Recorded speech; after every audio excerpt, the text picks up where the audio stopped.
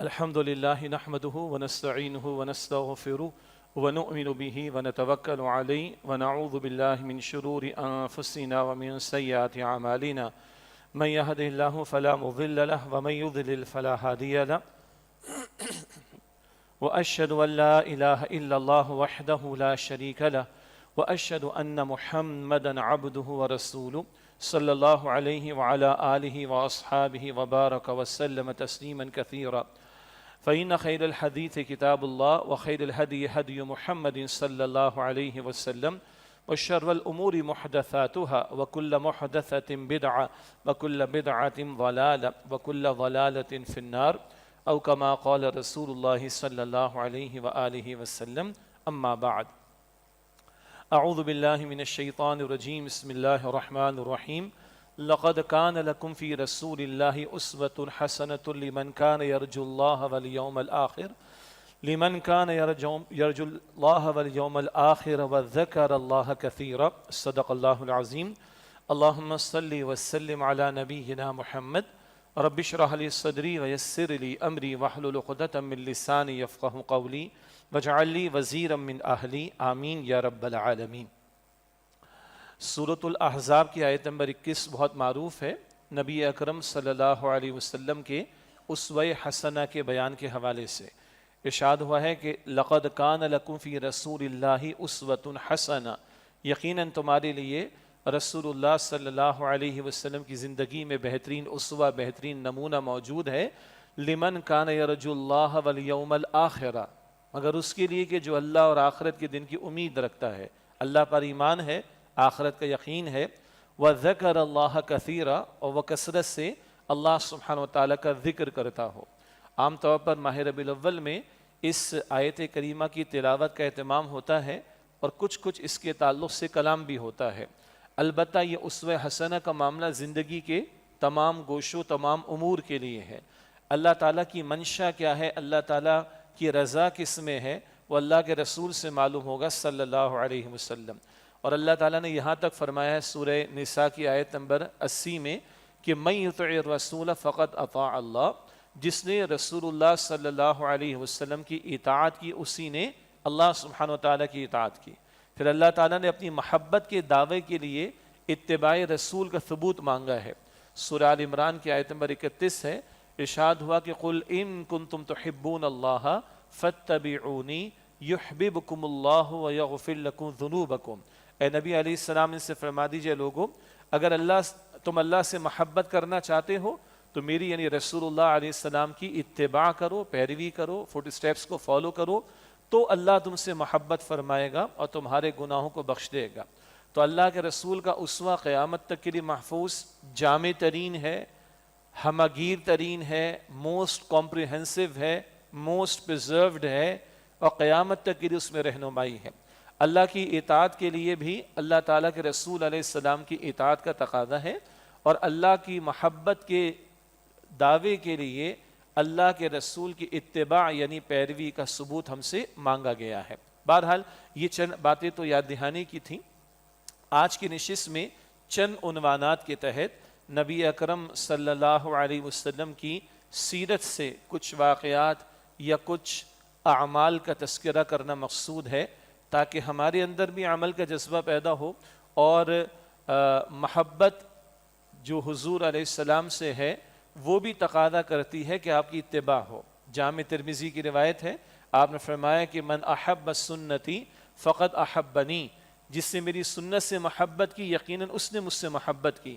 ومن احبنی کان معی فی الجنہ، اور جس نے مجھ سے محبت کی وہ میرے ساتھ جنت میں ہوگا۔ اللہ تعالیٰ رسول اللہ علیہ السلام سے محبت بھی ہمیں عطا فرمائے، اور آپ کی اطاعت اور اتباع کی بھی توفیق عطا فرمائے، اور حضور علیہ السلام کا ساتھ اللہ ہم سب کو جنت الفردوس میں عطا فرمائے۔ چند عنوانات کے تحت کچھ باتیں ہیں۔ کچھ عرصے پہلے ایک موضوع یا ایک عنوان کے تحت یہ گفتگو میں نے کی تھی، اسوہ رسول صلی اللہ علیہ وسلم سے 100 جھلکیاں۔ یہ خطاب بہرحال سوشل میڈیا وغیرہ پر بھی دستیاب ہوگا، اسی میں سے کچھ باتیں ہیں جو اس وقت مرتب کی گئی تھیں، جو اس وقت خطاب جمعہ میں مختصراً آپ کے سامنے رکھنا مقصود ہیں۔ چند عنوانات کے تحت جو باتیں، ان میں سے پہلی بات رسول اللہ صلی اللہ علیہ وسلم کا اللہ تعالیٰ سے تعلق۔ میری اور آپ کی زندگی کا سب سے بڑا حاصل اگر یہ نکلے کہ کل اللہ راضی ہو جائے تو زندگی کامیاب ہے، محنت کامیاب ہے. اور سارا کچھ کر لیا، بہت کچھ کر لیا، دنیا جہاں ایک کر دی اور اللہ راضی نہ ہوا تو فائدہ کیا ہے زندگی کا؟ یہ زندگی برباد ہو جائے گی، بیکار ہو جائے گی، ضائع ہو جائے گی. تو اللہ تعالیٰ نے اپنے رسول کا اسوہ سامنے رکھا. تو آئیے اللہ کے رسول علیہ السلام کا اللہ کے ساتھ تعلق بہت بڑا موضوع ہے، بہت ساری باتیں کہی جا سکتی ہیں. چند باتیں ان میں سے. اللہ کے رسول علیہ السلام رات کا قیام فرماتے، جسے قیام اللیل اور ہم تہجد بھی کہتے ہیں. اور قرآن کریم کی گواہی ہے کہ 1/3 رات، آدھی رات، 2/3 رات اللہ کے رسول کا قیام ہوتا. بخاری شریف کی حدیث رمضان میں بیان ہوتی ہے کہ رمضان کے آخری عشرے میں پوری رات اللہ کے رسول قیام فرماتے. اتنا جب طویل اہتمام ہوتا قیام کا رات کی نماز میں تو اللہ کے رسول علیہ السلام کے پیروں میں ورم آ جاتا، وہ سوج جاتے تھے. اور آپ صلی اللہ علیہ وسلم کہ صحابہ سے پوچھتے کہ یا رسول اللہ علیہ السلام آپ اتنی محنت کیوں کرتے ہیں؟ آپ تو معصوم بخشے بخشائے ہیں، اس قدر محنت، اس قدر طویل آپ کا قیام کہ آپ کے پیر سوج جاتے ہیں اور ورم اس میں آ جاتا ہے. تو آپ فرماتے افلا اکون عبدا شکورا، کیا میں اللہ تعالیٰ کا شکر گزار بندہ نہ بنوں؟ وہ معصوم ہو کر اتنا قیام طویل فرماتے تھے. ہم کیا ہیں ہمیں پتہ ہے، اور ہم اپنا جائزہ لیں اللہ کے رسول علیہ السلام کے اسوہ کی روشنی میں کہ ہمارا تعلق کیسا ہے. چلیے تہجد تو نفل کا معاملہ ہے نا، ایک رائے کے مطابق حضور کے لیے لازم تھی، امت کے لیے نفل کا درجہ ہے، لیکن 5 وقت کی نماز تو فرض ہے نا. تو اللہ کے رسول علیہ السلام تو تہجد کا اہتمام ہو رہا ہے تو فرض نماز تو بہرحال اول وقت میں. ہم گویا جائزہ لیں کہ آج ہماری فرض نمازوں کی کیفیات کیسی ہیں. ماہ ربیع الاول کا مہینہ بھی ہوگا، 12 ربیع الاول کی چھٹی بھی ہوگی، بہت ساری تقاریب بھی ہوں گی، پروگرامز بھی ہوں گے، اور اس میں بہت کچھ خلاف شریعت بھی ہو رہا ہے. اور اچھی بات ہے کہ اب تمام مکاتب فکر کے علماء کی طرف سے باتیں آ رہی ہیں. اللہ کے رسول کا نام لے رہے ہو اور عشاء کی نماز ضائع، فجر کی نماز ضائع. اللہ کے رسول کا نام لیتے ہو، چوری کی بجلی استعمال ہو رہی. اللہ کے رسول کا نام لے رہے ہو، بے پردگی کا معاملہ چل رہا ہے. اللہ کے رسول کا نام لے تو مرد عورت کا آزاد اختلاط ہے. اللہ کے رسول علیہ السلام کا نام لیتے ہو اور باہر خانہ کعبہ اور مسجد نبی کے ماڈل بنا رکھے ہیں، لوگ وہاں پر ڈانس کر رہے ہیں. انا للہ و انا الیہ راجعون. بعض کمپنیز نے اپنے پروڈکٹ کی مارکیٹنگ کے لیے، یہ مارکیٹنگ والوں کا بھی تو دماغ خراب ہے نا، دین کو بھی نہیں چھوڑتے. اپنی پروڈکٹس کی مارکیٹنگ کے لیے اس ایونیو کو تلاش کر لیا، اپنا پروڈکٹ بھی رکھا ہوا ہے، لوگ آ رہے ہیں، گا رہے ہیں، ناچ رہے ہیں، کود رہے ہیں، اور سیرت کا جلسہ ہو رہا ہے. انا للہ و انا الیہ راجعون. اللہ ہمارے حال پر رحم فرمائے. ہمارا حال تو ہے کہ نمازیں ضائع ہوتی، کچھ دنوں پہلے بھی ہم نے بات کی. اور اللہ کے رسول کا معاملہ کیا ہے صلی اللہ علیہ وسلم؟ آپ فرماتے بلال اذان کہو اور ہماری آنکھوں کو ٹھنڈک دو. اور آپ فرماتے کہ قرۃ عینی فی الصلاۃ، میری آنکھوں کی ٹھنڈک جو ہے وہ اللہ تعالیٰ نے نماز میں رکھ دی ہے. اور اللہ کے رسول علیہ السلام بہت کم ملتا ہے کہ دعائے ضرر کسی کے لیے کرتے ہوں. یہ بڑے اچھے محتاط الفاظ ہیں. دعائے ضرر کا مطلب ہے کسی کے لیے نقصان کی دعا کرنا، جسے ہم بد دعا کہتے ہیں. طائف کا معاملہ ہمارے سامنے ہے، وہاں حضور نے دعائے ضرر نہیں کی ہے، اور بہت سے مواقع بیتے ہیں، مگر دعائے ضرر یعنی نقصان کی دعا، یعنی جسے ہم بد دعا کہتے ہیں، حضور نے نہیں کی ہے. مگر جب غزوہ احزاب کا موقع تھا، بیٹل آف ٹرنچز جسے کہا جاتا ہے، اور خندقیں کھودی گئی تھیں، اور خود اللہ کے رسول نے کدال چلایا، چٹانوں کو توڑا ہے، پاش کیا ہے. اس ساری محنت کے دوران، کیونکہ مدینہ شریف کا ڈیفنس، اس کا دفاع ضروری تھا، اللہ کے نبی علیہ السلام کی چند نمازیں قضا ہوئی ہیں. بعد میں آپ نے ادا کی ہیں صحابہ کرام کے ساتھ. لیکن جب یہ نمازیں قضا ہوئیں، بالخصوص ایک نماز عصر جس کو حدیث میں صلاۃ الوسطیٰ بھی کہا گیا، تو اللہ کے نبی علیہ السلام نے یہ دعا کی ہے، بد دعا جسے کہیے، اللہ ان کے گھروں کو آگ سے بھر دے، ان کی قبروں کو آگ سے بھر دے، انہوں نے ہماری نماز یہ نماز وسطیٰ کو ضائع کرا دیا. دیگر کیسے سخت مراحل حضور پر گزرے، اس قدر سخت الفاظ زبان پر نہیں آئے بد دعا کے، لیکن اے اللہ ان کے گھروں کو آگ سے بھر دے، ان کی قبروں کو آگ سے بھر دے کہ انہوں نے ہماری نماز کو قضا کروا دیا. اللہ کے پیغمبر کو نماز اتنی محبوب ہے، فرض نہیں، نوافل میں. اور آج امت اپنا جائزہ لے کہ ہم نام لیوائیں نبی اکرم صلی اللہ علیہ وسلم کے، اور ان کی آنکھوں کی ٹھنڈک بھی نماز ہے. اور ہمارا حال یہ ہو کہ ہم نمازیں ضائع کریں، تو اپنے امتی ہونے کے بارے میں اپنا جائزہ ہمیں لینا چاہیے. اللہ کے ساتھ تعلق، بہت ساری باتیں ہو سکتی ہیں۔ غار ثور کا مشہور واقعہ ہے، صدیق اکبر رضی اللہ تعالیٰ عنہ حضور کے ساتھ صلی اللہ علیہ وسلم، کفار تعاقب کرتے کرتے قریب پہنچے ہیں۔ حضرت ابوبکر صدیق کو جو پریشانی ہوئی ہے وہ رسول اللہ علیہ السلام کے بارے میں، یا رسول اللہ یہ جھانک کر بھی دیکھ لیں، یہ جھانک کر بھی دیکھ لیں تو ہمیں پالیں گے۔ اللہ کے رسول علیہ السلام نے بڑے اطمینان سے فرمایا کہ ابو بکر تمہارا ان دو کے بارے میں کیا خیال ہے کہ جن میں تیسرا اللہ سبحانہ و تعالی موجود ہے۔ لا تحزن ان اللہ معنا، قرآن کے الفاظ یہ کہ غم نہ کرو، بے شک اللہ سبحانہ و تعالی ہمارے ساتھ ہے۔ مشکل اور بدلتے حالات میں کبھی ہم بھی تنہائی میں سوچتے ہیں کہ اللہ ہمارے ساتھ ہے۔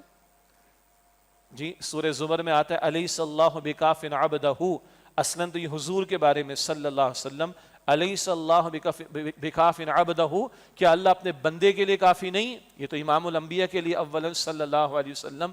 ایک بندہ مومن بھی سوچے مشکل حالات چاہے گھر میں آ جائیں، اجتماعی طور پر آ جائیں، کیا اللہ تعالی ہمارے لیے کافی نہیں ہے؟ اللہ کی ذات پر یقین، اللہ پر توکل کا معاملہ، یہ غار ثور کے واقعے سے اللہ کے رسول ہمیں سکھا رہے ہیں۔ اسی طرح اللہ کے ساتھ مستقل تعلق کے حوالے سے اللہ کے رسول نے مستقل دعائیں ہمیں تعلیم کی ہیں مختلف اوقات کی، صبح بیدار ہونے سے لے کے رات کو سونے تک کی بہت ساری دعائیں ہیں۔ اچھا ہمارا خیال یہ ہے کہ یہ بچوں کی یاد کرنے کی، ہمارے بچے مدرسے جاتے ہیں بھائی، بچوں نے 20 دعائیں یاد کر لیں، ہمارا بچہ اسکول جاتا ہے، ٹیگ لگا ہوا ہے اسلامک اسکول، اور بچے نے 20 دعائیں یاد کر لی ہیں۔ انا للہ و انا الیہ راجعون، انا للہ اس بات پر پڑھ رہا ہوں کہ یہ ہم نے بچوں کو ایلوکیٹ کر دی ہیں، یہ دعائیں رسول اللہ کے معمولات میں صلی اللہ علیہ وسلم، یہ اللہ کے پیغمبر نے ہمیں سکھائی ہیں۔ صبح بیدار ہونے سے لے کے رات کو سونے تک درمیان میں بہت سارے معمولات ہیں، یہ مستقل دعائیں اللہ کے نبی نے جو سکھائیں، یہ اللہ سے تعلق کا مستقل ذریعہ ہیں۔ اور ایک ہے حضور نے جو اذکار ہمیں سکھائے ہیں، نمازوں کے بعد کے اذکار ہیں، صبح شام کے اذکار ہیں، مستقل اذکار ہیں، سبحان اللہ والحمد للہ ولا الہ الا اللہ واللہ اکبر، سبحان اللہ وبحمدہ سبحان اللہ العظیم، لا حول ولا قوة الا باللہ، لا الہ الا اللہ، بہت سارے کلمات ہیں، یاد کرنا چاہیے۔ یہ کلمات، یہ اذکار اور یہ مسنون دعائیں، یہ مستقل نبی علیہ السلام نے ہمیں طریقہ بتا دیا اللہ تعالیٰ کے ساتھ تعلق کا۔ اسی طریقے پر اللہ کے پیغمبر صلی اللہ علیہ وسلم کا اللہ سے محبت کا معاملہ، اور اللہ کی طرف جب آپ وصال فرما کر جا رہے ہیں تو اس وقت کی کیفیت کا معاملہ۔ حضور نے فرمایا کہ پہلے ایک حدیث سنیں پھر اگلا بیان آئے گا۔ حضور نے فرمایا کہ جس کسی نے مجھ پر احسان کیا ہے میں نے اس کے احسان کا بدلہ چکایا سوائے ابو بکر کے رضی اللہ عنہ۔ جس کسی نے احسان کیا میں نے اس کے احسان کا بدلہ چکایا سوائے ابو بکر کے، اللہ ہی عطا فرمائے گا۔ لیکن پھر حضور فرماتے دوسری حدیث میں، اگر میں کسی کو خلیل، اپنا تنہائی کا دوست بناتا تو ابو بکر کو بناتا، لیکن نہیں بنایا۔ اگر بناتا تو کس کو بناتا؟ ابو بکر کو بناتا۔ تو کس کو بنایا؟ اللہ سبحانہ و تعالیٰ کو۔ اور آخری کلمات جب دنیا سے تشریف لے جا رہے ہیں رسالت معاب علیہ السلام، تو کیا کیفیت تھی؟ بی بی فاطمہ الزہرا نے آپ کی کچھ کیفیت محسوس کی تو وہ روئی ہیں، تو اللہ کے رسول نے یہ فرمایا کہ بیٹا آج کے بعد تیرے ابا جان کو کوئی تکلیف نہیں کہ میں اپنے رب سے ملاقات کے لیے جا رہا ہوں۔ اور پھر حضور کے بالکل آخری کلمات جو زبان مبارک سے جاری ہوئے، پھر آپ کا وصال ہوا ہے، اللہم فی الرفیق الاعلی بل الرفیق الاعلی، اللہ تیری طرف کہ تو ہی سب سے بڑا دوست ہے۔ ہم بھی سوچیں کہ کیا اللہ تعالی ہماری ترجیحات میں ترجیح نمبر 1 ہے؟ اللہ تعالی ہماری پرائرٹیز میں پرائرٹی نمبر 1 ہے؟ ہماری محبت کا معاملہ، محنتوں کا معاملہ سب سے بڑھ کر اللہ کے لیے ہے؟ سورہ انعام کی آیت نمبر 162 قربانی کی دعا کے موقع پر بھی ہم پڑھتے ہیں، ان صلاتی و نسکی و محیای و مماتی للہ رب العالمین، بے شک میری نماز اور میری قربانی اور میرا جینا اور میرا مرنا سب اللہ سبحانہ و تعالیٰ کے لیے جو تمام جہان والوں کا رب ہے۔ اللہ ہمیں غور کرنے اور حضور علیہ السلام کی پیروی کرتے ہوئے اللہ تعالیٰ سے تعلق کی مضبوطی کی توفیق عطا فرمائے۔ یہ اپنی جگہ بڑے موضوعات ہیں، میں تو چند جھلکیاں آپ کے سامنے یاد دہانی کے طور پر میری اور آپ کی یاد دہانی کے لیے رکھنا چاہ رہا ہوں۔ دوسرا عنوان وہ ہے فکر آخرت کا معاملہ۔ انبیاء اور رسول نے اللہ کو ماننے، آخرت کو ماننے کی دعوت دی اور خود اس کی فکر کر کے دکھائی، اور امام الانبیاء صلی اللہ علیہ وسلم کی فکر سب سے بڑھ کر تھی آخرت کے بارے میں۔ چنانچہ اللہ کے رسول مکرم صلی اللہ علیہ وسلم کا بڑا خوبصورت جملہ ہمیں ملتا ہے، سادہ سے الفاظ۔ واقعہ کیا ہے؟ آپ کی حجر مبارک میں بکری ذبح ہوئی ہوگی، آپ تشریف لے گئے، واپس تشریف لائے تو بھی حضرت عائشہ صدیقہ رضی اللہ تعالیٰ عنہ سے پوچھا عائشہ کیا بچ گیا؟ تو عرض کی کہ بس وہ شانہ یعنی کندھا، یہ گوشت اللہ کے رسول کو پسند تھا، یہ کندھا یہ شانہ اس کا کچھ حصہ بچ گیا ہے، باقی دے دیا ہے۔ تو اللہ کے رسول علیہ السلام نے تربیت بھی فرمائی اور اصول بتایا کہ جو دے دیا وہ بچ گیا اور جو بچ گیا وہ خرچ ہو گیا۔ جو بچ گیا وہ تو ہم کھائیں گے نا، اور جو ہم نے کھانا ہے تشریح ہے اس کا تو سوال ہوگا۔ ثم لتسألن یومئذ عن النعیم، یہ تشریح کے الفاظ ہیں، لازماً تم سے نعمتوں کے بارے میں سوال کیا جائے گا۔ جو دے دیا وہ تو بڑا خوبصورت ٹائٹل کسی نے لگایا ایک رسالے میں، the bank of Allah in limited میں وہ ڈپازٹ ہو گیا۔ Bank of Allah in limited میں، دنیا کے سارے بینکس لمیٹڈ ہیں، تھوڑا بہت آفر دیتے ہیں، ایک تو سود ہے وہ تو حرام ہے، لیکن تھوڑا بہت پرسنٹیج آفر کرتے ہیں ایز اے پروفٹ، ان کے بقول ہے تو سود اکثر، لیکن اللہ جو ریٹ آفر کرتا ہے وہ سورۃ البقرہ آیت نمبر 261 میں 700 گنا 700 ٹائمز، واللہ یضاعف لمن یشاء، اور اللہ جس کو چاہے گا اس سے بڑھ کر عطا فرمائے گا، ان لمیٹڈ۔ اس سے کہا the bank of Allah in limited میں ڈپازٹ ہو گیا۔ تو آپ نے فرمایا ایک ایک واقعے میں اس طرح گھر والوں کی تربیت بھی ہو رہی ہے، توجہ دلائی جا رہی کہ جو دے دیا وہ بچ گیا آخرت میں اجر کے طور پر، اور جو بچ گیا وہ تو ہم استعمال کریں گے، وہ تو بہرحال اللہ کی نعمت ہے، لیکن اس کا سوال بھی ہوگا کل قیامت کے دن۔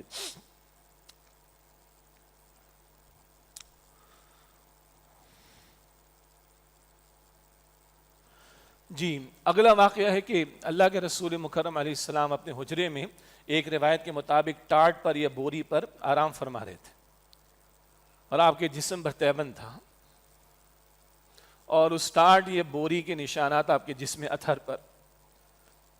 تو حضرت عمر رضی اللہ تعالیٰ حجرے میں داخل ہو، اور جب یہ کیفیت دیکھی ان کی آنکھوں میں آنسو۔ اے اللہ کے رسول، یہ قیصر و کسریٰ، یہ روم اور ایران کے بادشاہ، یہ مشرک، یہ کافر، یہ اللہ کے باغی و سرکش، یہ محلات میں اور مخملی بستروں پر رہتے ہیں، سوتے ہیں، عیاشیاں کرتے ہیں، اور آپ اللہ کے رسول اور آپ کی یہ کیفیت، یہ آپ کا لیونگ سٹینڈرڈ ہے؟ تو اللہ کے رسول علیہ السلام نے پھر تربیت فرمائی، اے عمر تم اس پر راضی نہیں کہ ان لوگوں کو دنیا مل جائے، تم اس پر راضی نہیں ہو کہ ان کو دنیا مل جائے اور ہمیں آخرت مل جائے۔ یہاں کا بڑے سے بڑا محل، قیمتی سے قیمتی ترین بستر، عیاشیوں کے راحتوں کے جتنے سامان ہیں سب عارضی، فائنائٹ ہیں، ختم ہو جانے والے ہیں، لمیٹڈ ہیں، اور آخرت وَإِنَّ الدَّارَ الْآخِرَةَ لَهِيَ الْحَيَوَانُ، ہمیشہ رہنے کی زندگی۔ بل تؤثرون الحیات الدنیا والآخرۃ خیر وابقا، تم دنیا کی زندگی کو پریفرنس دیتے ہو، ترجیح دیتے ہو، آخرت حالانکہ بہتر اور ہمیشہ رہنے والی۔ اللہ یقین عطا فرما دے۔ تو اے عمر رضی اللہ عنہ، تم اس پر خوش نہیں کہ ان کو دنیا مل جائے اور ہمیں آخرت مل جائے؟ ایک واقعہ ہلا دینے والا، یہ ممبر ہے نا جس پر امام صاحب، خطیب صاحب کھڑے ہو کر خطبہ دیتے ہیں، یہ ممبر رسول کی ذمہ داری ہمارے پاس۔ تو ایک مرتبہ اللہ کے رسول حیات طیبہ کے آخری دنوں میں کھڑے ہوئے اور آپ نے خطبہ بھی عطا فرمایا، اور آپ نے اس کے ساتھ، یہ پبلک پلیس ہے، حضور فرما رہے صلی اللہ علیہ وسلم، اگر میں نے کسی کے ساتھ کوئی زیادتی کی ہو، کسی کی کوئی حق تلفی کی ہو، آیا آج مجھ سے بدلہ لے لے۔ امام الانبیاء محمد مصطفیٰ صلی اللہ علیہ وسلم اپنے آپ کو محاسبے کے لیے پیش کر رہے ہیں۔ اللہ اکبر، یہ عظمت بھی ہے حضور کی اور امت کے لیے تعلیم۔ اگر میں نے کسی کا حق مارا، اگر میں نے کسی کی حق تلفی کی ہو، اگر میں نے کسی کے ساتھ زیادتی کی ہو، آئے مجھ سے بدلہ لے لے۔ پھر اگلا واقعہ آپ کو پتا ہوگا، ایک صحابی کھڑے ہو کہ حضور میرے ساتھ معاملہ ہوا، آپ کی چھڑی میری کمر پر لگی تھی، آؤ تم بدلہ لے لو۔ یا رسول اللہ نہ نہ نہ، میری تو کمر پر اس وقت قمیض نہیں تھی۔ حضور نے قمیض ہٹائی اپنی، اور ان صحابی نے مہر نبوت کو چوم لیا۔ یا رسول اللہ میں نے کیا کوئی بدلے کی بات کرنی، میں تو مہر نبوت کو چومنا چاہتا تھا۔ اب یہ ان صحابہ کی اپنی محبتوں کا اظہار ہے، وہ اپنی جگہ پر رضی اللہ تعالی عنہ اجمعین۔ مگر آپ غور کریں، بڑی بھاری بات عرض کر رہا ہوں، ہم میں سے کتنے لوگ ہیں مجھ سمیت جو اپنے آپ کو اپنے گھر والوں کے سامنے بھی پیش کریں، پبلک تو بات کی بات ہے، بیوی کے سامنے، ماں باپ کے سامنے، اولاد کے سامنے، اور اعتراف کریں کہ غلطی کی ہوگی میں نے،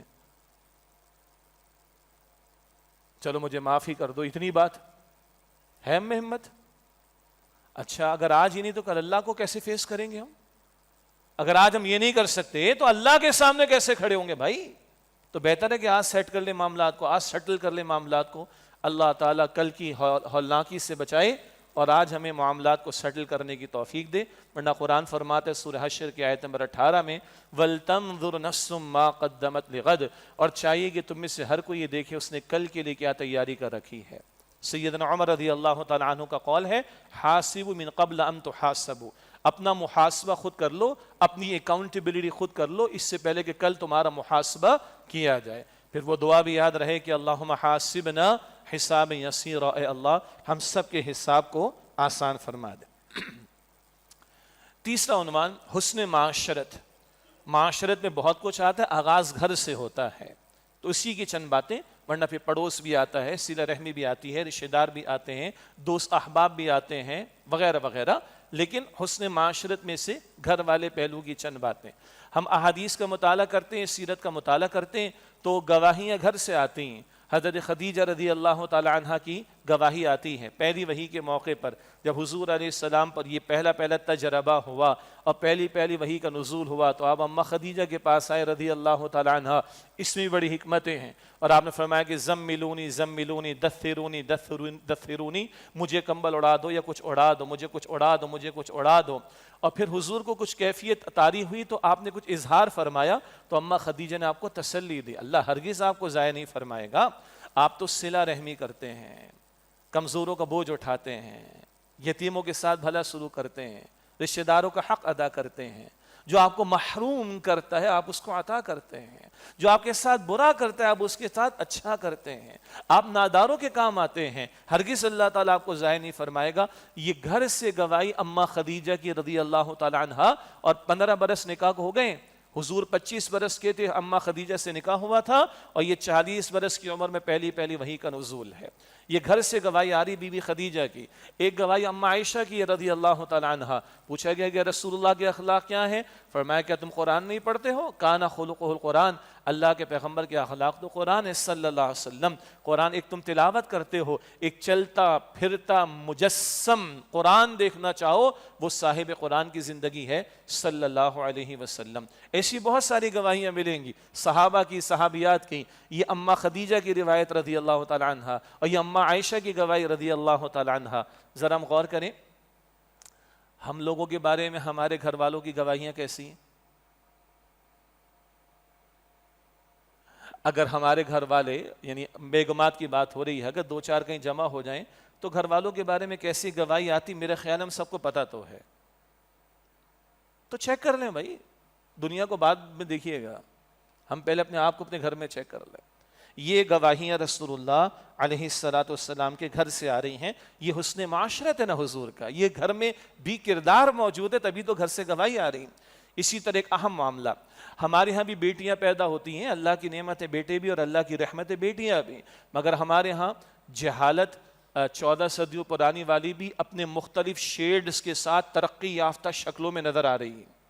ہمارے ہاں جہالت 1400 برس پرانی والی اپنی ترقی یافتہ شیڈز کے ساتھ اس دور میں دکھائی دے رہی. اب بھی کچھ گھرانوں میں یا کئی مرتبہ بہت سے علاقوں میں بیٹیوں کی پیدائش پر منہ بن جاتا ہے. بنیادی بات ہے کہ ہم نے نکاح کے مسئلے کو مشکل بنا ڈالا اور گاؤں دیہاتوں یا وڈیروں کے ہاں تصور ہے کہ جناب ہم نے جھکنا نہیں ہے کسی کے سامنے، بیٹی کسی کو دیں گے تو داماد بنانا کسی کو تو گردن جھک جائے گی ہماری. یہ فضول کی باتیں لیکن یہ تصورات ہیں. بیٹیوں کی پیدائش پر منہ جاہل مشرکوں کے ہاں بھی بنتے تھے، آج بھی بنتے ہیں. اسی جاہل لوگوں کے معاشرے کے دوران میں امام الانبیاء کو اللہ تعالیٰ نے بھیجا نا صلی اللہ علیہ وسلم دعوت کے لیے، محنت کے لیے. وہاں کیا ہوا؟ اللہ کے پیغمبر صلی اللہ علیہ وسلم کے ہاں ایک بیٹی کی ولادت ہوئی. خادمہ نقل کرتی ہے حضور کعبہ شریف کے پاس تھے، میں نے جا کر حضور کو بشارت دی، خوشخبری سنائی کہ بی بی خدیجہ کو اللہ نے بیٹی عطا فرمائی. وہ اللہ کی بندی کہتی کہ حضور کا چہرہ گلاب کے پھول کی طرح کھل اٹھا اور آپ نے اللہ کا شکر ادا کیا اور آپ وہاں سے دوڑے دوڑے گھر کی طرف گئے اور آپ نے بیٹی کو لے کر سینے سے لگایا اور اس کو چوما اور چومتے رہے اور سینے سے لگائے رکھا اور اللہ تعالیٰ کا شکر ادا کیا. یہ امام الانبیاء کی بات ہے صلی اللہ علیہ وسلم. آپ نے یہ بھی فرمایا کہ اگر ترجیح دینے کی اجازت ہوتی پریفرنس کی اجازت ہوتی، ترجیح دینے کی اجازت ہوتی اولاد میں، تو میں بیٹیوں کو بیٹوں پر ترجیح دیتا. لیکن بہرحال دونوں اللہ کی نعمتیں. مگر ہمارا ماحول دیکھیں اور سورہ نحل آیت نمبر 58-59 پڑھیں تو وہاں مشرکوں کا ذکر آتا ہے. جب ان کے ہاں بیٹی کی ولادت کی خوشخبری ملتی ہے چہرے سیاہ پڑ جاتے ہیں. اب وہ سوچتے ہیں کہ اس کو اٹھائے پھرتا رہے ذلت کے ساتھ یا زمین میں گاڑ ڈالے اس کو، معاذ اللہ، استغفر اللہ. اس ماحول میں یہ امام الانبیاء صلی اللہ علیہ وسلم کی کیفیت. اسی طرح گھر میں جہاں خوشی آتی ہے وہاں غم کا معاملہ بھی آتا ہے. اللہ کے پیغمبر علیہ السلام ان کیفیات سے بھی گزرے، اور اللہ کے پیغمبر علیہ السلام کے ایک بیٹے کا انتقال ہوتا ہے جناب ابراہیم کا، تو اللہ کے پیغمبر علیہ السلام کی آنکھوں میں آنسو بھی ہیں. اور آپ نے کیا خوبصورت توازن پر مبنی جملے عطا فرمائے کہ آنکھ آنسو بہاتی ہے اور دل غمگین ہے، اور بیٹا تیری جدائی پر ہمیں افسوس ہے. یہ باپ کی شفقت بھی تو ہے، باپ کی محبت بھی تو ہے. تو آنکھ آنسو بہاتی ہے، دل غمگین ہے، اور بیٹا تیری جدائی پر ہمیں افسوس ہے، لیکن زبان پر وہی ہوگا جس سے اللہ تعالیٰ راضی ہو جائے، جس سے اللہ راضی ہو جائے. شکوہ نہیں، شکایت نہیں. کیا توازن ہے؟ بیٹے کی محبت کا بھی اظہار، باپ کی شفقت کا بھی اظہار، اور اللہ کی رضا پر راضی رہنے کا بھی اظہار. یہ چند جملوں میں پورا توازن بھرا اسوہ ہمارے سامنے ہے. لقد کان لکم فی رسول اللہ اسوۃ حسنہ. اگلی بات تو مردوں کے لیے بڑی مشکل بھاری ہو جاتی ہے، اور وہ حسن معاشرت میں حضور علیہ السلام کا گھر میں رہتے ہوئے گھر کے کاموں کو بھی انجام دینے کا ذکر ہے. پوچھا گیا حضرت عائشہ سے رضی اللہ عنہا کہ گھر میں کیسے رہتے ہیں حضور علیہ السلام؟ تو آپ نے فرمایا ایک عام انسان کی طرح رہتے، کچھ آرام بھی کرتے ہیں، رات کو نوافل بھی ادا کرتے ہیں، گھر والوں سے گفتگو بھی کرتے ہیں، اور ان کی حاجات کو پورا کرنے کی کوشش بھی کرتے ہیں، اور ان کے کاموں میں ہاتھ بھی بٹاتے ہیں. پانی کا گلاس خود لے کر اٹھ کر پی لیا پانی، برتن سمیٹ دیا، بکری اگر کبھی ہے تو دودھ نکال لیا، کوئی ٹانکا لگانا ہے جوتے کے اندر تو لگا لیا. ہم لوگ اگر ہمیں معلوم ہو کہ کوئی مرد گھر میں یہ کام انجام دے رہا ہے تو ہم لوگ کیا کہتے آئے ہیں اس کو؟ پتہ ہے نا ہمیں کیا کہتے ہیں ہم لوگ؟ زن مرید کہتے ہیں اسے، جوروں کا غلام کہتے. شرم آتی ہے کہ نہیں؟ ہم کتنے بغیرت ہیں. کہاں جائے گی ضرب؟ گھر کے کام کرنے والے کو ہم یہ کہہ رہے ہیں کہ زن مرید ہے، جوروں کا غلام ہے. کہاں جائے گی ضرب؟ امام الانبیاء کا اسوہ یہ بیان ہو رہا ہے صلی اللہ علیہ وسلم. معلوم ہوا کہ کئی اعتبارات سے نرے جہالت میں ہم لوگ مبتلا ہیں. اصل دین شاید ہمارے سامنے نہیں آتا. عقل پرستی کا فتنہ، شیطنت کے حملے، دجالی فتنہ، مغربی تہذیب کے حملے، اور نہ جانے کیا کچھ. خود ساختہ قسم کی روایات، یہ تو باپ دادا کی روایات ہیں. تمہارے اور ہمارے باپ دادا کی روایات جوتے کی نوک پر، اگر وہ اللہ اور اس کے رسول کی تعلیم کے خلاف. ہمارے باپ دادا کی روایت ہے کہ مرد جو ہے وہ کنٹرول میں رہے گا، اور مرد جو ہے جوتے کی نوک پر رکھے گا بیوی کو. مرد کنٹرول میں رہے گا، یہ تو قرآن بھی کہتا ہے کہ الرجال قوامون علی النساء، مرد عورتوں پر قوام ہے. سورہ نساء کی آیت نمبر 34 بالکل ٹھیک ہے. مگر یہ قرآن کی تعبیر و تشریح اولن کہاں سے ملے گی؟ محمد مصطفیٰ علیہ السلام سے. وہ کیسے شوہر تھے یہ حضرت عائشہ بھی بتا رہی ہیں، دیگر ازواج مطہرات بھی بتا رہی. یہ اگر ہمارے علم میں ہو تو پھر تو کوئی 100 مرتبہ سوچے گا کہ زن مرید کہے اور جوروں کا غلام کہے. انا للہ و انا الیہ راجعون. کتنا مطلب جہالت اب بھی ہم پر طاری. ہم پڑھا لکھا دور ہے جناب، کالجز بہت ہو گئے، یونیورسٹیز بہت ہو گئی، تعلیم بہت ہو گئی، اور ڈگریز بہت ہو گئی، اور سرٹیفکیشن بہت ہو گئی، اور پتہ نہیں کیا کچھ ہو گیا. لیکن کچھ معاملات میں نرے 1400 برس پہلے کے جاہلوں کے طرز عمل پر ہماری معاشرت کے کچھ گوشے نظر آ رہے. بات کڑوی تو ہے نا، دل پہ جا کے بھی لگتی ہے، اللہ کرے کہ لگے، تاکہ غیرت کچھ آئے کہ کہاں امام الانبیاء کا اسوہ اور کہاں ایسے بدتمیزی والے، گستاخی والے جملے ہماری زبانوں پر آ جائیں. کوئی حضور کے تعلق سے معاذ اللہ نہیں کہتا، لیکن سوچے کہ ضرب کہاں جائے گی تو لگ پتہ جائے بندے کو. احتیاط کرنی چاہیے. تو ام عائشہ رضی اللہ تعالی عنہ فرماتی کہ عام انسان کی طرح گھر میں رہتے، اور آپ صلی اللہ علیہ وآلہ وسلم گھر والوں کے کام کاج میں ان کا ہاتھ بھی بٹایا کرتے تھے صلی اللہ علیہ وسلم. یہ میں نے آپ کے سامنے تیسری بات رکھی تھی. یہ تو بہت بڑا موضوع ہے، گھر کی زندگی کے بارے میں، خوشی غمی کے بارے میں، معاملات کے بارے میں، اولاد کے بارے میں، بیویوں کے بارے میں، پڑوس کے بارے میں، رشتہ داروں کے بارے میں، دوستوں کے بارے میں، ساتھیوں کے بارے میں، بہرحال اشارتاً باتیں، تاکہ شوق پیدا ہو ہم اللہ کے رسول علیہ السلام کی سیرت کا مطالعہ کریں۔ چوتھا عنوان وہ ہے حسن اخلاق کا مسئلہ، حسن اخلاق کا معاملہ۔ اب بہت بڑا موضوع ہے، بہت طویل باتیں ہو سکتی ہیں، بہت اس میں گوشے ہی گوشے ہمارے سامنے کھلتے چلے جائیں گے، لیکن یاد دہانی کے لیے 2-3 باتیں۔ اللہ کے رسول علیہ السلام کا تذکرہ ہے، ایک غزوہ یا کسی سفر کا موقع تھا، غزوے کے لیے کسی اور حوالے سے سفر کا موقع تھا، کہیں پڑاؤ ڈالا گیا تو کھانے کا وقت آیا، کسی نے کہا کہ بکری میں ذبح کروں گا، کسی نے کہا کھال میں اتاروں گا، کسی نے کہا کہ کھانا میں تیار کر دوں گا، تو اللہ کے رسول علیہ السلام نے فرمایا کہ لکڑیاں میں لے کر آؤں گا۔ جیسے ہی اللہ کے رسول نے جملہ ارشاد فرمایا تو یقیناً سارے صحابہ کھڑے ہو گئے ہوں گے، نہیں نہیں یا رسول ہم کریں گے۔ آپ نے فرمایا کہ نہیں، میں اپنے لیے کسی کو پریولیج، کوئی امتیازی قسم کا معاملہ نہیں چاہتا، کوئی چھری سے بکری ذبح کرے، کوئی اس کی کھال اتارے، کوئی کھانا تیار کرے، میں بیٹھا رہوں، نہیں، میں جا کے لکڑیاں لے کر آؤں گا۔ بہرحال اس سے بہت کچھ سیکھنے کو ہے، ٹیم ورک کسے کہا جاتا ہے، لیڈرشپ کسے کہا جاتا ہے، وہ نکال لیجئے گا اس میں سے، اور نکالتے لوگ اس میں سے۔ یہ تو اسوہ ہے اللہ کے رسول علیہ السلام کا، اپنے لیے کوئی امتیازی شان پسند نہیں فرمائی آپ نے صلی اللہ علیہ وسلم، اور خود آگے بڑھ کر اپنے آپ کو آپ نے پیش کیا کہ لکڑیاں میں لے کر آؤں گا۔ ایک بڑی پیاری بات ہمیں ملتی ہے اللہ کے رسول علیہ السلام کے بارے میں، اکثر صحابہ فرماتے ہیں کہ اللہ کے رسول سے بڑھ کر مسکراتا چہرہ کسی کا نہیں تھا۔ البتہ مسکرانا ایک شے ہے، اور قہقے مار کر ہنسنا یہ دوسری بات ہے۔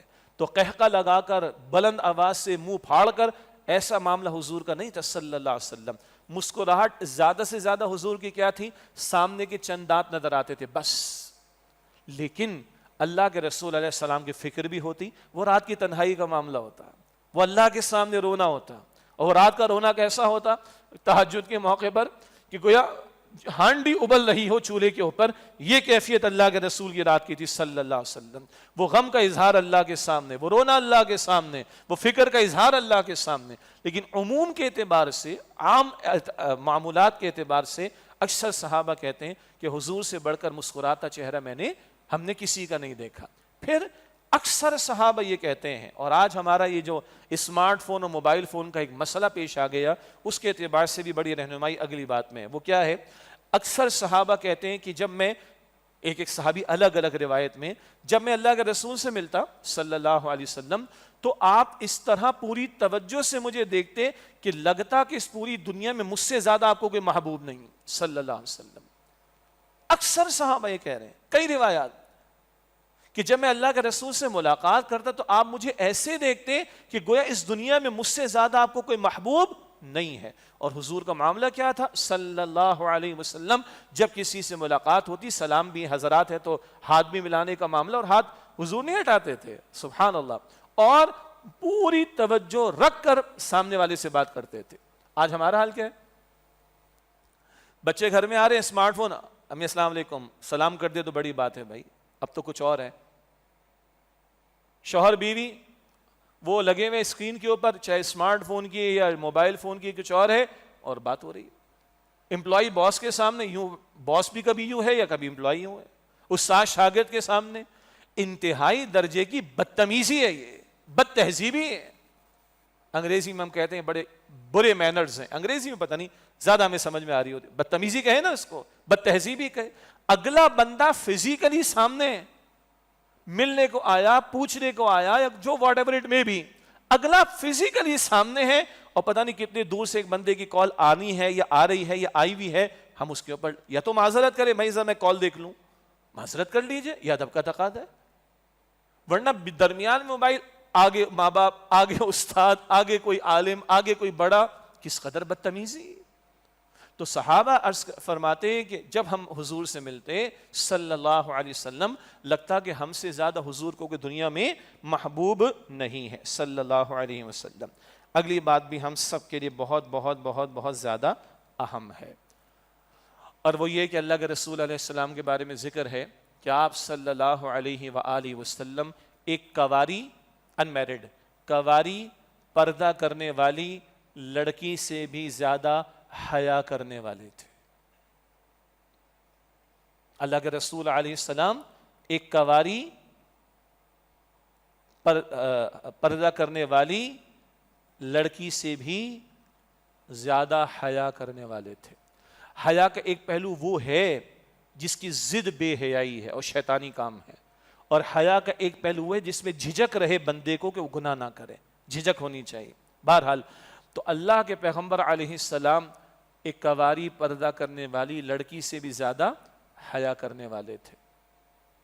آج کیا ہے جی، وہ شعر بھی پرانا ہو گیا، غیرت نام تھا جس کا گئی تیمور کے گھر سے.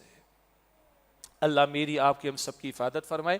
کہتے ہیں جی پہلے بچے اسکول سے پاس آؤٹ ہوتے تھے تو ایک کریکٹر سرٹیفکیٹ ملتا تھا، ایسے ہی ہے نا. اسی طرح کوئی امپلائی کسی ادارے سے جا رہا تو سرٹیفکیٹ لے کے جا رہا ہوتا ہے. کہا کہ آج کسی کے کریکٹر کو دیکھنا، اسمارٹ فون دیکھ لیں اس کا اگر وہ دکھا سکے تو. آج کسی کا کریکٹر دیکھنا ہو، سوچ کیا ہے، فکر کیا ہے، وہ اے آئی والے تو نکال رہے سارا، وہ اے آئی استعمال کر کے سب لوگ نکال رہے ہیں. تو کریکٹر ہی تو آ رہے، سوچتے کیا، ہم دیکھتے کیا ہیں، پریفرنس کیا ہے، ترجیحات کیا ہے. جی بھائی بات سمجھ آ رہی؟ تو آج کسی کا اسمارٹ فون اگر وہ پریزنٹ کر دے ہسٹری ڈیلیٹ کیے بغیر، سمجھ آ رہی؟ اللہ میری آپ کی ہم سب کی حفاظت فرمائے. بڑا فتنہ ہے بھائی، اور غیرت جا رہی ہے، حیا جا رہی ہے، اور ایمان جا رہا ہے. سب سے بڑا مسئلہ یہ ہے. اللہ کے رسول علیہ السلام فرمائے کہ حیا اور ایمان دونوں کمپینینز ہیں، دونوں ساتھی ہیں. ایک چلا جائے تو دوسرا بھی چلا جائے گا. حیا گئی، ایمان چلا جائے گا. اور اب ایمان جا رہے ہیں، کفر تک بات جا رہی، گستاخیوں تک بات جا رہی. شرک، کفر، اس سے بڑھ کر گستاخیاں اللہ کے بارے میں، پیغمبروں کے بارے میں، معاذ اللہ ثم معاذ اللہ. اور ہم امتی ہیں محمد مصطفیٰ علیہ السلام کے، جن کے بارے میں نقل ہو رہا ہے سیرت کی کتابوں میں اور احادیث میں کہ اللہ کے رسول صلی اللہ علیہ وسلم ایک کواری پردہ کرنے والی لڑکی سے بھی زیادہ حیا کرنے والے تھے. ایک اور اہم بات ہم سب کے لیے بہت بڑا غور و فکر کا مقام ہے. حضرت انس رضی اللہ تعالیٰ عنہ فرماتے ہیں، حضرت انس رضی اللہ تعالیٰ عنہ فرماتے ہیں میں 10 برس تک رسول اللہ صلی اللہ علیہ وسلم کی خدمت میں رہا، خادم خاص کی حیثیت میں. حضرت انس رضی اللہ تعالیٰ عنہ فرماتے ہیں میں 10 برس رسول اللہ صلی اللہ علیہ وسلم کی خدمت میں رہا، خادم خاص کی حیثیت میں، اور 10 سال ہزاروں دن. یہ کہتے ہیں کہ اللہ کے رسول نے کبھی یوں نہیں کہا کہ تم نے یہ کیوں کیا، اور یہ نہیں کہا کہ تم نے یہ کیوں نہیں کیا ہے. باقی بھی تفسیر حضرت انس کے بارے میں، ان کے خاندان کے لوگوں کے بارے میں. یہ اللہ کے رسول کی اخلاق کی گواہی خادم خاص کی طرف سے آ رہی ہے. چلیں ہم کچھ تو یہاں سے لیں جو ہمارے خاص ہیں، اپنے گھر والے، ہمارے قریبی، ان کے ساتھ ہمارے رویے کیسے ہیں. یہاں تو بات آ رہی ہے کہ 10 سال تک یہ نہ فرمائے کہ تم نے یہ کیوں کیا اور تم نے یہ کیوں نہیں کیا. ایسی بہت ساری باتیں ہیں جس کا مطالعہ کر سکتے ہیں. اللہ تعالیٰ ہمیں عمل کی توفیق عطا فرمائے. اس وقت کی گفتگو کا آخری حصہ رکھتا ہوں، انشاءاللہ آئندہ جمعہ لاہور میں ہوگا تو پھر اس کو وہاں مکمل کرنے کی کوشش کریں گے، ممکن ہے تو پھر یہ آپ کو ریکارڈنگ بعد میں دستیاب ہو جائے گی. اگلا ہے حسن معاملہ. معاملہ کا مطلب لین دین کرنا، آپس کے ساتھ ڈیلنگ کرنا. اور آج ہمارا امتحان نماز میں، عمرے میں، حج میں، قربانی کے عمل میں، نوافل میں اور صدقہ خیرات میں کم ہے بھائی. ہمارا امتحان معاملات میں زیادہ ہے. کاروبار میں، لین دین میں، امانت میں، وعدہ پورا کرنے میں، قرض ادا کرنے میں، اصول کے مطابق بات کرنے میں، معاہدہ پورا کرنے میں، اگریمنٹ پورا کرنے میں، ادھر امتحان زیادہ ہے ادھر کے مقابلے میں. 2 باتیں. ہجرت کی رات جان کے دشمن باہر بیٹھے ہیں، بڑے بڑے سردار مشرکین مکہ کے باہر بیٹھے نبی علیہ السلام کو معاذ اللہ شہید کرنے کے ناپاک ارادے سے. اور حضور گئے ہیں اللہ کا نام لے کر سورہ یاسین کی آیت تلاوت کرتے ہوئے، اور اللہ نے حضور کی حفاظت فرمائی. لیکن حضور جاتے جاتے سیدنا علی رضی اللہ تعالیٰ عنہ کو فرما رہے میرے بستر پر سونا ہے، تم نے میری چادر کو اوڑھ کر سونا ہے. اور اس رات جو سیدنا علی کو نیند آئی، کہتے ایسی کبھی نہیں آئی. اور کیا کرنا ہے علی؟ صبح ان کی امانت ان کو دے دینا. کن کی امانتیں؟ یہ مشرک باہر جو بیٹھے کافر، یہ جو گھات لگائے بیٹھے ہیں، یہ جو دشمنی پر اتر آئے، یہ جان کی دشمن بنے، یہ شہید کرنے کا ناپاک ارادہ لے کر بیٹھے ہوئے، صبح ان کی امانتیں ان کے حوالے کر دینا۔ تھے کافر و مشرک، اعتماد کیا تھا؟ نہیں، یہ ہے امین، اور ہنگامی حالت ہے۔ ہنگامی حالات میں تو معاملات بدل جاتے ہیں نا، نو وے ایٹ آل۔ امانت اے علی ان کے حوالے کر دینا صبح۔ اتنی ہنگامی کیفیت میں جان کے دشمن باہر، ان کی امانت حضور کے پاس، اور آپ فرماتے ہیں علی ان کی امانت ان کے حوالے کر دینا۔ ہم عام حالات میں اپنی امانتوں کی پاسداری کر رہے ہیں؟ اب یہ موضوع اپنی جگہ بہت بڑا کہ امانت کا وسیع تر تصور کیا ہے، پھر کسی اور موقع پر۔ عام حالات میں امانت کی پاسداری، اور اللہ کے رسول علیہ السلام فرماتے ہیں لا ایمان لمن لا امانت لہ، اس کا کوئی ایمان نہیں جو امانت کی پاسداری نہ کرے۔ اور آخری واقعہ صلح حدیبیہ کا موقع، مشہور واقعہ ہے۔ کچھ صلح ہوئی ہے، معاہدہ ہوا ہے حدیبیہ کے جو پیکٹ ہوا ہے، اور اس میں کچھ چیزیں طے ہو گئیں۔ مکے والوں کی طرف سے کوئی مدینہ والوں کی طرف جائے گا تو وہ مسلمان واپس کر دیں گے۔ بہرحال اور بھی شرائط تھی، تفصیل کا موقع نہیں۔ یہ صلح ہو رہی ہے، بھی شرائط طے ہو رہی ہیں، ابھی تو طے ہو رہی نا، ایگزیکیوشن تو بعد میں ہوگی، عمل درآمد تو بعد میں ہوگا۔ بالکل اسی دوران میں ابو جندل رضی اللہ تعالی عنہ یہ مشرکین کی قید میں تھے، اور کسی طرح زخمی حالت میں آ گئے، یا رسول اللہ مجھے اپنے ساتھ لے جائیے۔ آپ سوچئے کہ 1400 صحابہ حضور کے ساتھ موجود ہیں، اور اپنے بھائی کو دیکھیں اس کیفیت میں، تو کیا دل پر بیتی ہوگی؟ یا رسول اللہ مجھے لے جائیے۔ آپ فرماتے ہیں ابو جندل میں وعدہ دے چکا ہوں، میں معاہدہ کر چکا ہوں۔ ہم جیسا کوئی ہوتا نا کیا کہتا؟ ہاں جی چلو میرے ساتھ۔ ان سے کہتے بھائی ابھی تو سائن آف ہوا ہے نا، ابھی ہم اپنے گھروں کو واپس جائیں گے، تم اپنے گھروں کو واپس جاؤ، ایگزیکیوشن تو بعد میں ہوگی۔ ہم شاید یہ وے آؤٹ، اور ہم بڑے ہوشیار لوگ ہیں بھائی، کیا کیا نقطے نکال لیتے ہیں۔ وہ تو مقدمے لڑنے والوں سے جا کے کو پوچھے، لیکن نہیں، امام الانبیاء صلی اللہ علیہ وسلم I have given my words، میں وعدہ کر چکا ہوں، تم جاؤ، اللہ تمہارے لیے سبیل پیدا کرے۔ اور اللہ نے سبیل پیدا کی ان کے لیے اور دیگر صحابہ کے لیے، وہ واقعہ تفصیلی، لیکن اس کیفیت میں بھی اپنے وعدے کی تکمیل حضور نے کی ہے۔ اور ہم لوگ کیا کہتے ہیں؟ وہ وعدہ ہی کیا جو ہاں وفا ہو جائے۔ یہ ہم ہیں امتی، وعدے کو ہم چٹکیوں میں اڑا دیتے ہیں، اور یہ امام الانبیاء ہے، اس کیفیت میں بھی وعدے کو نبھا رہے ہیں صلی اللہ علیہ وآلہ وسلم۔